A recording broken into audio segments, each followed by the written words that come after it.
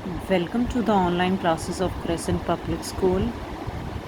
Hello everyone. A very good morning to all of you. जो आज का topic है हमारा that is variety in size of cells. Variety in size of cells. हमने previous video में cell की shape की वैरायटी भी पढ़ी थी और सेल नंबर में भी वैरायटी पढ़ी थी, राइट? अब हम आ गए हैं variety in size of cells. कहते the cells are of many different sizes. कुछ तो इतने स्मॉल होते हैं कि आप उनको नेक्ड आई से देख भी नहीं सकते, और बहुत बड़े साइज़ के सेल्स भी होते हैं। तो यहाँ पर वो बता रहा है कि most of the cells found in living organisms have to be enlarged or magnified by using a microscope before they can be seen by us। कहता है कि माइक्रो ऑर्गेनिजम्स जो है, जो हमारी बॉडी में होते हैं, जो लिविंग ऑर्गेनिजम्स की बॉडी में होते हैं, उनको बहुत ही बड़ा करके देखना पड़ता है, इनलार्ज करके, मैग्नीफाई करके देखना पड़ता है माइक्रोस्कोप की हेल्प से, अदरवाइज़ वो हमें नज़र नहीं आते। जैसे बैक्टीरिया बहुत बहुत स्मॉल होते हैं। बैक्टीरिया की लेंथ लगभग 0.1 माइक्रोमीटर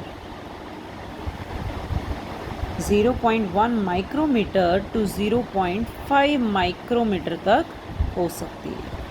ओके, और जो स्मॉलेस्ट सेल है दैट इज़ बैक्टीरिया माइकोप्लाज्मा। ये एक बैक्टीरिया का नाम है which has the smallest cell या which is the smallest cell. Okay, फिर इसके अलावा कुछ बड़े भी होते हैं, कुछ सेंटीमीटर्स के, जैसे हमारे बॉडी में मसल सेल्स हो गई, फ्यू सेंटीमीटर लॉन्ग होती हैं, नर्व सेल हो गई, वो कुछ मीटर लॉन्ग होती हैं, है ना? तो उनको देखने के लिए हमें जो नर्व सेल्स हैं, बट उनको देखने के लिए भी हमें माइक्रोस्कोप की ज़रूरत पड़ती है क्योंकि वो बहुत ही थिन होती हैं। ओके, और इसी के अलावा अगर मैं आपको बात करूं कि बहुत सारे सेल्स ऐसे भी हैं जो बिग होते हैं और उनको आप आसानी से देख भी सकते हो, जैसे एग हो गया। जो बिगेस्ट सेल है दैट इज़, जो नेक्ड आई से भी आपको दिखता है, वो होता है ऑस्ट्रिच का एग।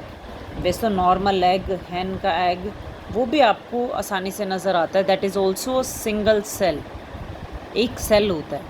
एक एग जो है ना, वो एक ही सेल होता है।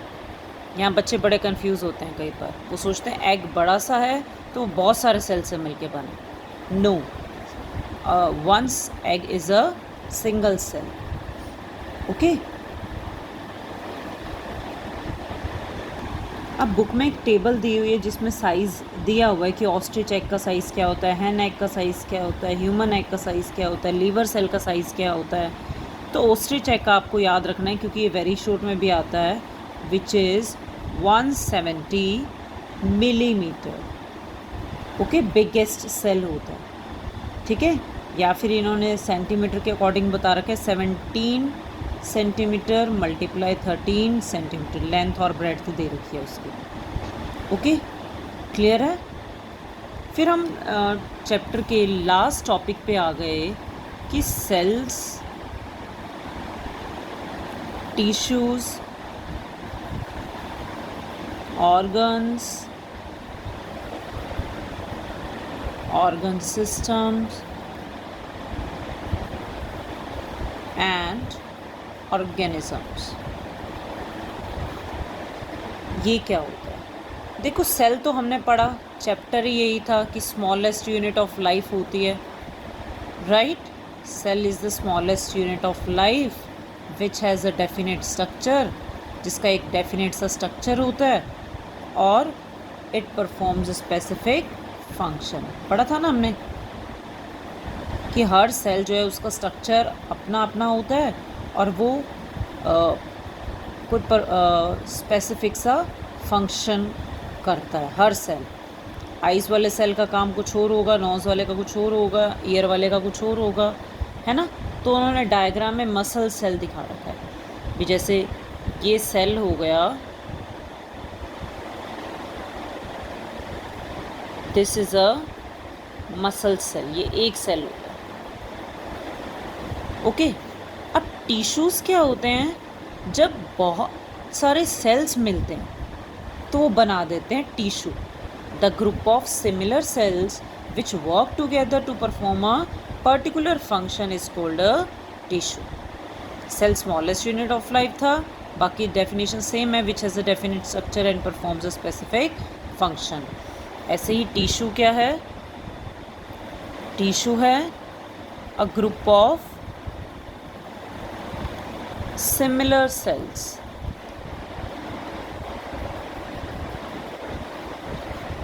फिर वही जो एक तरह के सेल्स मिलके एक पर्टिकुलर तरह का फंक्शन करते हैं उसको हम बोलते हैं टिश्यू। अब उन्होंने ऐसे ही मसल सेल्स बना रखे हैं बहुत सारे, एक हो गया, ऐसे ही 2 हो गए, 3 हो गए, है ना, 4 हो गए। अब ये एक तो मसल सेल है। अब टिश्यूज़ कैसे बने, जब ये बहुत सारे cells similar cell, muscle cells आपस में कंबाइन होंगे। आइज़ वाला एक सेल हो गया, आइज़ के बहुत सारे सेल्स मिलके टिश्यूज़ बनाएंगे। ऐसे हमारे हैंड वाले, स्किन वाले, सभी के सेल्स जो हैं वो डिफरेंट होते हैं और उनका काम भी डिफरेंट होता है। ठीक है, फिर आता है ऑर्गन्स। अब ऑर्गन्स कौन होते हैं, क्या डेफिनेशन बनेगी, an organ is a collection of different tissues. Organ क्या होता है, it is a collection of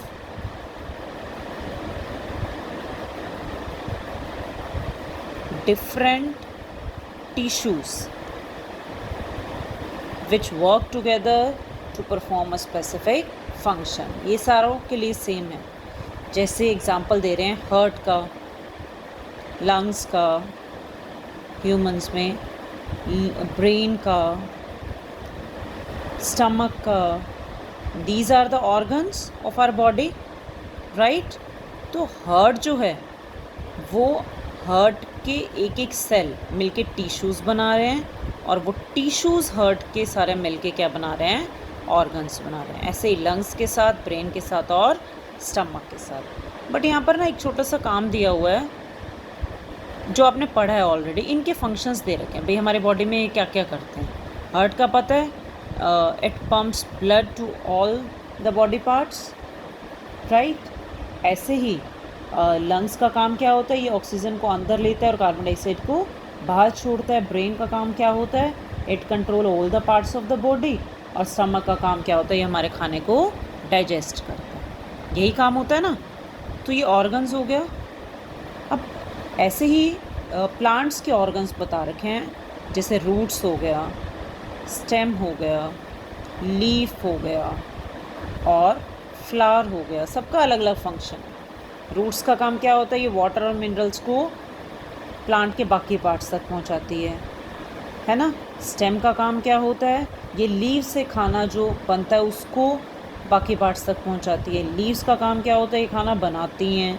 flower का काम होता है, the function of the flower is to produce flowers and seeds and fruit. Okay, तो यही इसका फंक्शन हो गया। क्लियर है यहाँ तक। जो नेक्स्ट टॉपिक आ गया दैट इज़ ऑर्गन सिस्टम।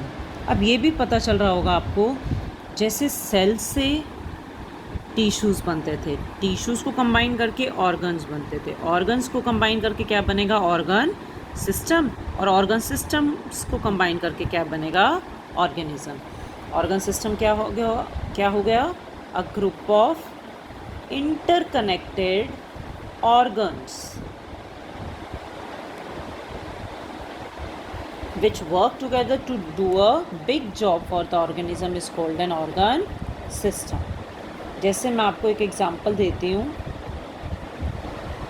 कि हमारे बॉडी में बहुत सारे सिस्टम होते हैं। डाइजेस्टिव सिस्टम होता है, रेस्पिरेटरी सिस्टम होता है, राइट, सर्कुलेटरी सिस्टम होता है, एक्सक्रीटरी सिस्टम होता है ना। अब डाइजेस्टिव सिस्टम कहाँ से स्टार्ट होता है? From our mouth, then food goes to mouth is an organ, फिर फूड पाइप में जाता है खाना, है ना। फिर क्या होता है? फूड पाइप के बाद वो स्टमक में जाता है, स्टमक के बाद स्मॉल इंटेस्टाइन में, फिर लार्ज इंटेस्टाइन में, पढ़ा था ना ये 7th में, है ना। फिर रेक्टम आता है और फिर एनस आता है। ये सारे डाइजेस्टिव सिस्टम के पार्ट्स थे, है ना, ऑर्गन्स थे। अब एक जो था mouth, this is an organ, stomach is an organ, ये दीज आर द ऑर्गन्स ना। अब ये ऑर्गन्स मिलके क्या चला रहे हैं? Organ system. और ये कौन सा ऑर्गन सिस्टम चला रहे हैं? Digestive system. ऐसे ही रेस्पिरेटरी, ऐसे ही सर्कुलेटरी, ओके। सबका फंक्शन जो है वो अलग अलग होता है। माउथ का काम आपको पता है, स्टमक का पता है, फूड पाइप का पता है, स्मॉल इंटेस्टाइन का पता है। तो ये सारे ऑर्गन्स मिलके ऑर्गन सिस्टम बनाते हैं, ओके। फिर आता है ऑर्गेनिज़म।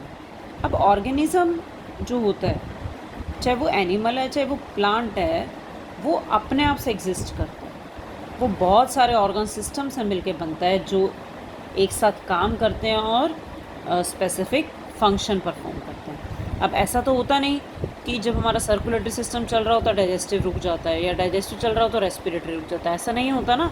तो ये सारे सिस्टम्स आपस में इंटरकनेक्टेड होते हैं और जिससे हम खुद बनते हैं, ऑर्गेनिज्म बनता है, चाहे वो एनिमल हो चाहे वो प्लांट हो, ओके।